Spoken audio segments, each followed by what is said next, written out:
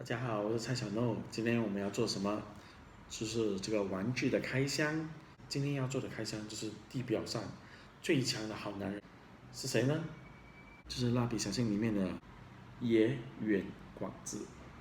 为什么说他是地表上最强的好男人呢？一，他是一个朝九晚九的上班族；二，他是一家之主；三，他是一个家庭主妇的好丈夫；四，两个孩子的父亲；五，32年的房贷款。漫画界里有谁能做到这个地步呢？没有。现在我们做这个开箱啦。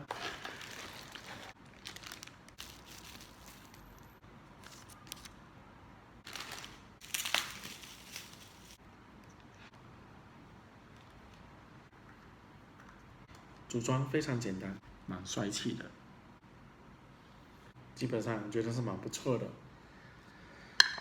如果有机会的话，我希望能收齐全部4种不同的款式，尤其是 B。